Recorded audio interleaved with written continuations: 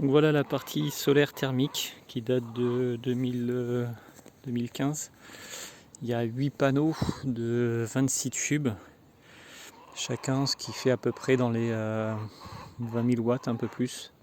Chaque panneau fait 4 mètres carrés, mais de surface réellement exposée au soleil, on a 3 mètres carrés. Donc 8 x 3, 24, avec un rendement qui est à 80-90% sur le thermique, bien meilleur que sur le photovoltaïque. Donc ce sont des tubes, je vous montrerai tout à l'heure. Des tubes, il y a 2 tubes en un. Donc un tube normal dehors, une couche de vide, un autre tube qui est peint avec cette espèce de couleur noire. Là, c'est un alliage métallique avec je sais plus quoi, je crois qu'il y a du titane ou autre. Et donc il y a des caloducs qui partent d'en haut, qui descendent en bas et qui vont transmettre la chaleur à un tube de cuivre où ils sont enfichés dedans. Et du coup, voilà, ils sont en série, les 8. On a une arrivée ici en PER de 32. Alors voilà le PER.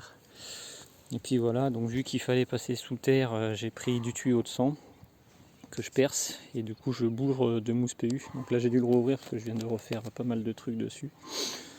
Donc voilà, et ça traverse l'allée et le retour qui suit derrière là, et qui sont enterrés, qui vont dans le garage. Donc là on va aller dans le garage. Donc voilà la partie du garage qui reçoit tout ça. Donc il y a encore une semaine et demie, on était en auto-vidange. Donc en gros, l'eau, dès que la pompe s'arrête, en fait l'eau qui circule dans les panneaux solaires redescendait dans cette cuve-là. Donc système très simple parce que pas besoin de gérer le gel, l'eau elle est dans le garage, pas besoin de gérer la surchauffe, quand on a tout chauffé, on arrête, l'eau redescend, les tubes ils vont monter à 250 degrés mais ils sont faits pour, donc ça dérange personne. Seul problème c'est que l'auto-vidange, je l'ai remarqué à mes dépens on va dire, ça oxygène énormément l'eau, parce que l'eau en gros il fallait voir qu'il y avait voilà, l'eau arrivait sur le retour ici, tombait au fond. Et en gros, après, j'avais une pompe, un gros circulateur en gros qui reprenait l'eau et qui l'injectait dans les panneaux solaires. Donc en fait, l'eau est oxygénée en permanence parce que la cuve, quand elle se remplit ou quand elle se vide, forcément, il y a des va-et-vient d'air dedans. Et du coup, l'eau qui est oxygénée, ça m'a cassé le serpentin du ballon tampon du chauffage. Donc voyant ça et me disant que c'était certainement lié, j'ai voulu tout changer. Et en fait, quand j'ai ouvert la cuve qui était sur le socle là-bas, mais j'avais mis de la laine de verre et tout, la laine de verre est là.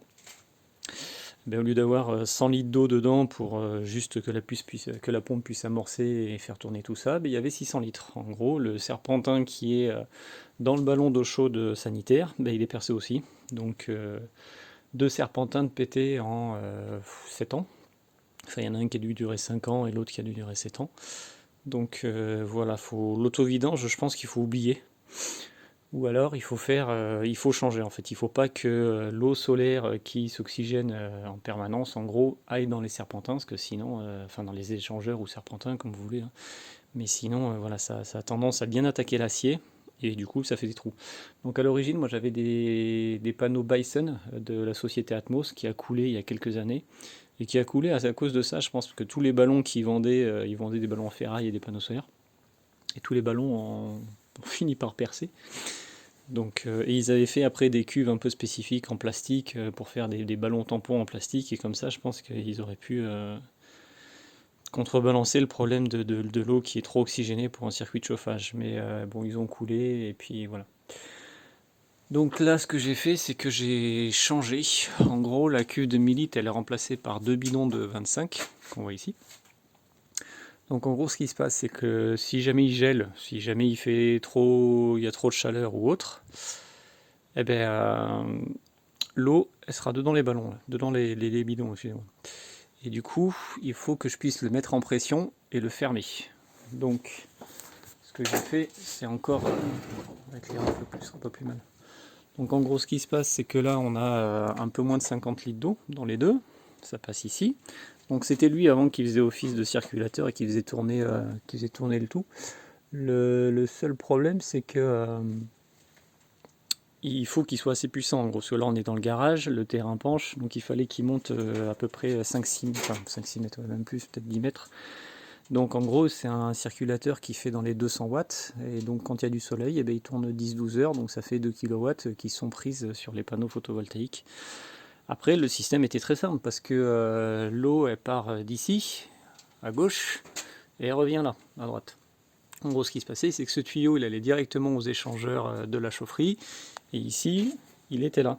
Donc en gros, il prenait l'eau qui arrivait de la cuve ici, il aspirait, il prenait, et hop, ça montait dans les panneaux, ça revenait ici, ça partait directement dans les échangeurs de chauffage ou d'eau chaude sanitaire, et puis voilà. C'était simple, mais ça a tout bousillé. Donc en gros maintenant lui il ne tourne plus, il va juste tourner pour mettre en pression le circuit ou le remettre en pression si jamais l'eau refroidit trop ou autre. Pour l'instant c'est pas encore fait au niveau de la domotique. Mais en gros on a cette vanne là, ça s'ouvre, enfin ça va s'ouvrir, pour l'instant je l'ouvre à la main. Ça s'ouvre, lui il tourne, il remplit jusqu'à ce qu'on ait à peu près un bar de pression. Un bar ça fait 10 mètres d'eau thermométrique, donc ça veut dire que mes panneaux sont remplis jusqu'en haut. Une fois qu'on a un bar, on ferme la vanne, lui il s'éteint, et du coup après l'eau va refroidir, elle va chauffer, donc elle va changer de volume. Donc en gros sur le T ici, on a une vanne au cas où on a besoin de faire un peu de maintenance, qui va partir sur ce vase d'expansion là, qui va prendre la différence de volume de l'eau si elle chauffe ou si elle refroidit, pour rester à peu près un bar. Et au-dessus on a une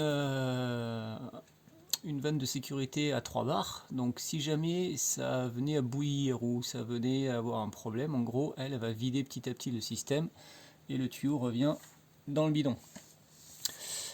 Et donc voilà, un manomètre visible, traditionnel on va dire, et là j'ai un capteur de pression que je suis en train de brancher qui va aller sur l'Arduino pour que je puisse surveiller les pressions, et que surtout lui surveille les pressions en se disant ben voilà, il n'y a pas un bar.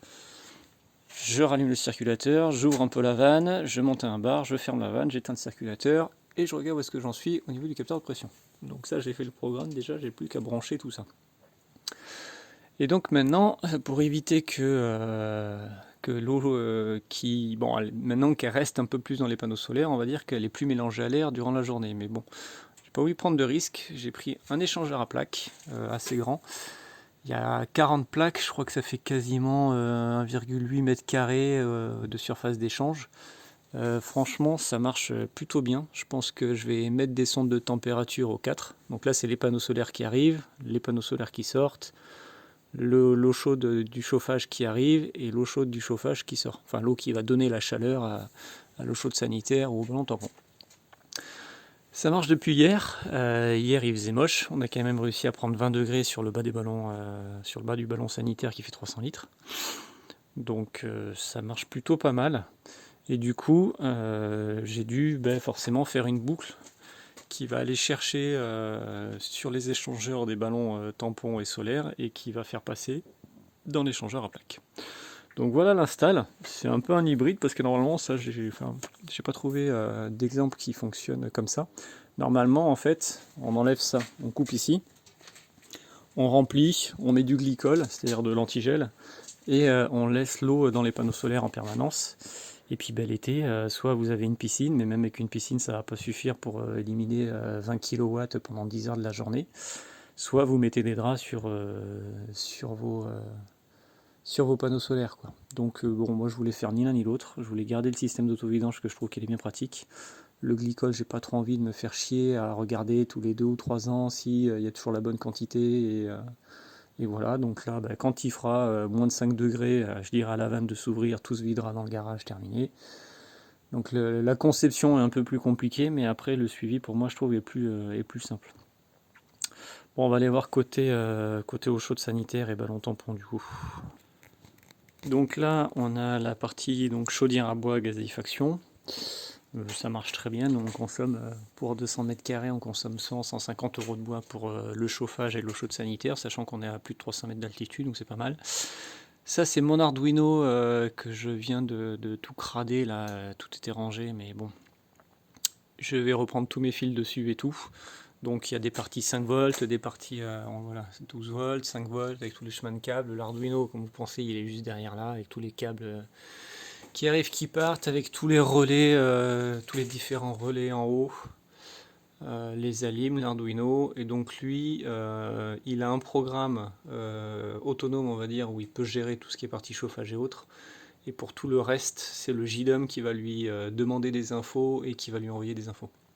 Donc c'est grâce à ça que je pilote toute l'installation solaire ou autre. Donc là on a le fameux ballon tampon qui est pété. Donc en gros le serpentin solaire, ça arrive là, ça repart là, ça fait un serpentin dedans, il y a un trou dedans. Donc voilà, mais maintenant que je suis fermé avec l'échangeur à plaque, je peux m'en resservir. L'eau va rentrer dans le ballon et sortir du ballon, mais de toute façon on s'en fout, c'est de l'eau de chauffage, elle va être, ce sera de l'eau plus morte que ça. Donc en gros il y a deux ballons de 1000 litres, ils font je crois 2 mètres de haut sur 1,20 m de large, il y en a un ici et puis un derrière.